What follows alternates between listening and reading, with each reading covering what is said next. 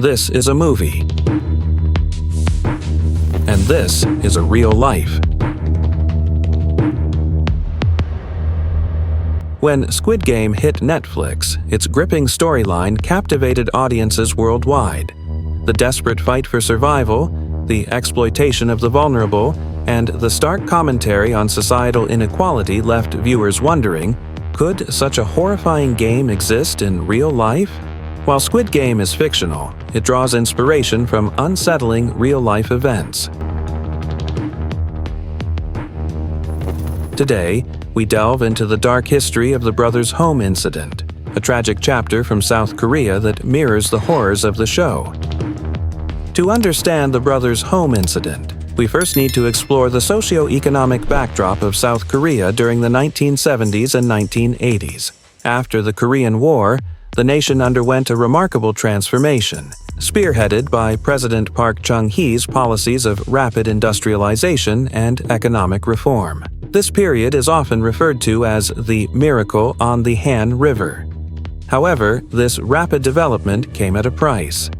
Urban centers became overcrowded, leading to a stark divide between the wealthy and the poor. Homelessness, unemployment, and poverty surged, creating visible social issues that the government sought to suppress. Determined to project an image of a modern, orderly nation, the government initiated so-called social cleansing campaigns. These programs targeted homeless individuals, orphans, disabled people, and others deemed undesirable, forcibly removing them from public view. In this context, facilities like Brothers' Home were established. Founded in 1975 in Busan by Park In-kyun, Brothers' Home was officially designated as a rehabilitation center. Its purpose? To provide shelter, food, and vocational training to those in need. On paper, it sounded like a noble initiative.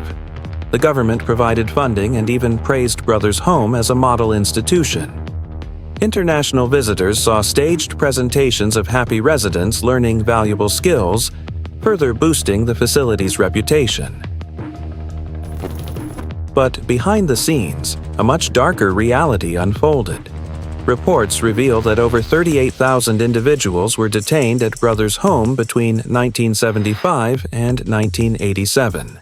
Many were forcibly taken from the streets, often without trial or any due process. Police were complicit, rounding up individuals in exchange for incentives from the facility. I was just walking home when they grabbed me.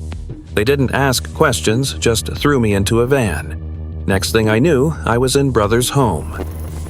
Once inside, detainees faced inhumane conditions. Dormitories were overcrowded with individuals crammed into tiny spaces. Food was scarce and hygiene was non-existent. But the horrors didn't end there.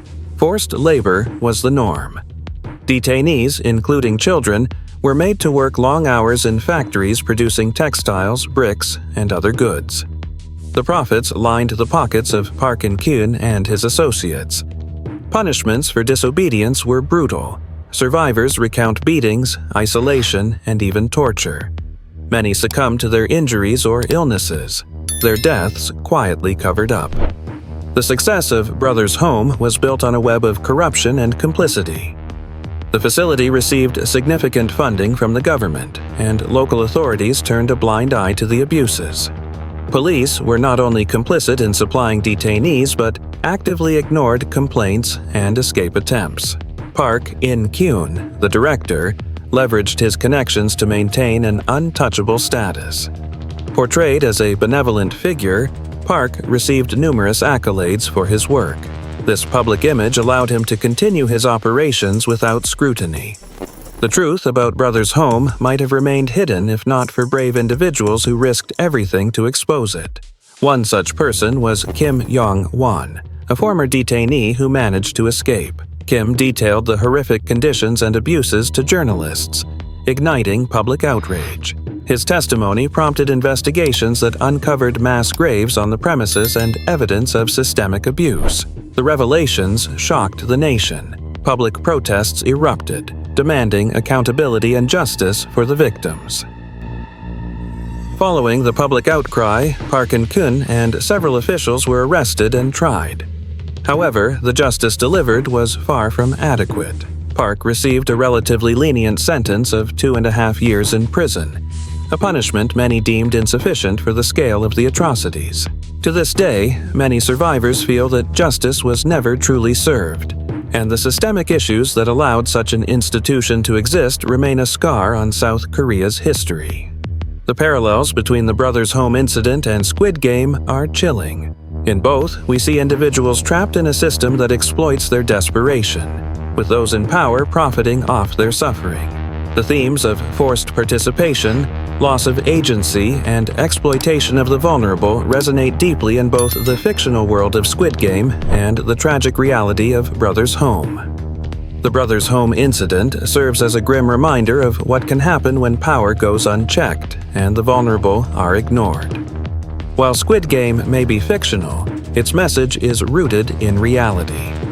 As we reflect on this dark chapter, let it serve as a call to action, to ensure that such atrocities are never repeated and that justice is pursued for those who cannot fight for themselves. If you found this video informative, please like, share, and subscribe. Let's keep these stories alive and ensure they're never forgotten. What are your thoughts on the Brothers' Home incident? Share them in the comments below.